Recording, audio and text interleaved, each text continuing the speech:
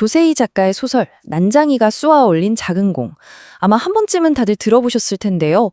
반세기가 다 되어가는 이 작품이 왜 여전히 우리에게 이렇게 큰 울림을 주는지 오늘 그 속을 한번 깊숙이 들여다보겠습니다. 이 소설 정말 시작부터가 심상치 않죠? 사람들은 아버지를 난장이라고 불렀다. 사람들은 옳게 보았다. 아버지는 난장이었다. 어떠세요? 그냥 담담하게 사실을 말하는 것 같은데 가심이 쿵 내려앉지 않나요? 이건 단순한 소개가 아니에요. 이 문장 하나로 작품 전체를 휘감는 그 슬프고도 개인적인 분위기가 단번에 완성되거든요. 독자는 이 문장 하나에 이끌려 한 가족의 운명 속으로 깊이 빠져들게 되는 거죠. 자, 첫 번째로 살펴볼 건 바로 제목입니다. 이 소설의 힘은요, 이 아름다운 제목과 그 안에 담긴 잔혹한 현실, 이 둘 사이의 엄청난 격차에서부터 시작됩니다. 소설 속 가족이 사는 곳 주소부터가 기가 막힙니다. 낙원구 행복동. 이름만 들으면 정말 파라다이스에 행복이 넘치는 동네 같잖아요. 하지만 실제로는요, 삶의 터전을 총체로 빼앗기는 강제 철거가 벌어지는 곳입니다. 작가는 일부러 이렇게 반어적인 이름을 붙여서 그들의 현실이 얼마나 비참한지를 오히려 더 극적으로 보여주는 거예요. 바로 이 지점이에요. 제목은 꼭 동화 같잖아요. 난장이가 쏘아올린 작은 공. 하지만 그 속을 들여다보면 1970년대 한국의 눈부신 산업화 뒤에 가려진 어두운 그림자를 아주 적나라하게 담고 있죠. 이렇게 의도적으로 어울리지 않는 것들을 충돌시켜서 소설의 비극성을 최고조로 끌어올리는 아주 중요한 장치인 겁니다. 뭐랄까, 예쁜 포장지에 쌓인 아주 날카로운 칼날 같다고 해야 할까요?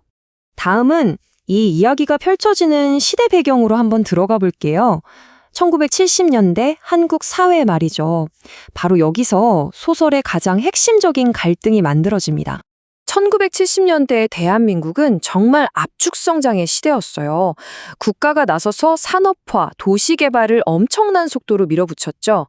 하지만 그 화려한 성장의 이면에서는 전태일 열사의 외침처럼 노동자들의 고통스러운 신음이 터져나오고 있었습니다. 이 소설은 바로 그 사회적 긴장감이 거의 폭발하기 직전의 시대의 모습을 정말 생생하게 담아내고 있어요. 그러니까 이 소설의 핵심 구도는 이겁니다. 1970년대 한국을 두 개의 세계로 나누는 거예요. 하나는 거인들의 세계, 다른 하나는 난쟁이들의 세계. 거인은 산업화의 꿀을 독차지하는 부자들, 권력자들을 말하고요. 난쟁이는 그 과정에서 모든 걸 빼앗기고 내몰리는 가난한 도시 노동자들을 상징합니다. 바로 이 대립이 소설 전체를 이끌어가는 가장 중요한 축이죠. 이 거대한 사회 구조의 한가운데 바로 이 난쟁이 가족이 있습니다. 아버지와 어머니, 그리고 영수, 영호, 영희, 삼남매. 이 5명의 가족 구성원들은요, 각자 다른 방식으로 이 억압적인 현실에 맞서 싸웁니다. 그들의 모습 하나하나가 당시 사회적 약자들이 겪어야 했던 수많은 고통과 선택들을 그대로 보여주는 거예요. 자, 그럼 이제 이 소설이 어떻게 이야기를 들려주는지 그 독특한 형식에 대해 한번 이야기해 볼게요. 내용도 내용이지만 형식 자체가 정말 혁신적이었거든요. 이 책은 사실 한 권의 긴 소설이 아니라 12개의 단편 소설을 엮은 연작소설 형태예요. 각각의 이야기가 그 자체로도 완결성이 있지만 이 조각들을 다 맞춰놓고 보면 1970년대라는 시대의 거대한 그림이 완성되는 거죠. 이런 형식 덕분에 작가는 하나의 사회 문제를 여러 인물의 시선으로 아주 입체적으로 보여줄 수 있었어요. 모비우스의 띠, 칼날, 기계도시. 12편의 제목들만 봐도 굉장히 시적이면서도 강렬하죠? 이 제목들만 훑어봐도 이 작품이 얼마나 깊고 다양한 이야기를 담고 있는지 짐작할 수 있습니다. 각각의 이야기가 마치 부서진 세상의 한 조각, 한 조각을 비추는 모자이크 같다고 할 수 있겠네요.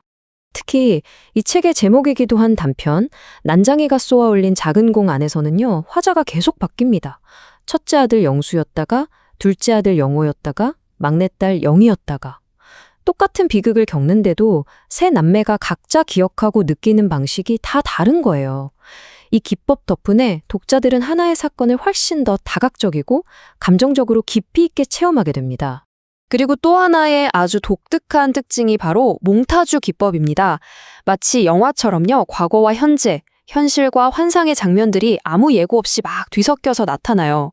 예를 들면 공장에서 힘들게 일하는 현실의 장면 바로 다음에 달나라를 꿈꾸던 아버지의 환상이 불쑥 튀어나오는 시기죠. 이렇게 파편적으로 이야기를 던져주는 방식은 주인공들이 느끼는 혼란스러운 마음과 그들의 삶이 얼마나 산산조각 났는지를 독자가 몸소 느끼게 하는 아주 강력한 장치입니다. 자, 이제 마지막입니다. 나온 지 거의 50년이 되어가는 이 책이 왜 아직도 우리에게 필독서로 남아있고 이렇게나 강력한 메시지를 던지고 있을까요? 그 이유를 한번 생각해 보겠습니다. 와, 이 숫자들 좀 보세요. 정말 대단하지 않나요? 1978년에 처음 나왔는데 2017년에 300쇄를 찍고 지금은 무려 150만 부 이상이 팔렸대요. 이게 그냥 많이 팔린 책 수준이 아닌 거예요. 거의 반세기가 다 되어가는데도 이 정도라니 이건 뭐 그냥 문학적인 현상이라고밖에는 설명할 길이 없죠. 그런데 말이죠. 이렇게 엄청난 성공이 과연 축하만 할 일일까요? 놀랍게도 작가 자신은 이 기록에 대해 아주 서늘한 한마디를 남겼습니다. 2005년에 200세를 기념하는 자리에서 작가님이 이런 말씀을 하셨어요. 200세 출간은 부끄러운 기록이라고요. 아니, 책이 이렇게 계속 팔리는 게 왜 자랑이 아니라 부끄러운 일이 될 수 있을까요? 그 이유는요. 이 소설이 그렇게나 아프게 지적했던 문제들이 아직도 우리 사회에 그림자처럼 그대로 남아있기 때문이에요. 불평등, 노동 착취, 인간답게 살기 위한 그 힘겨운 싸움 말이죠. 그러니까 이 책이 계속해서 읽힌다는 건 역설적으로 우리 사회가 그 문제들을 아직 해결하지 못했다는 아주 뼈아픈 증거가 되는 셈이죠. 이 책의 성공이 오히려 비극적으로 느껴지는 이유가 바로 여기에 있습니다. 난쟁이 아버지가 그 절망 속에서도 달나라를 향해 쏘아 올렸던 작은 공. 그 공은 반세기가 지난 지금도 어쩌면 우리 사회의 하늘 어딘가를 계속 맴돌고 있는지도 모릅니다. 오늘 설명을 마무리하면서 이 질문을 여러분께 던져봅니다. 과연 이 작은 공이 평화롭게 땅에 내려앉는 날은 언제쯤 올까요?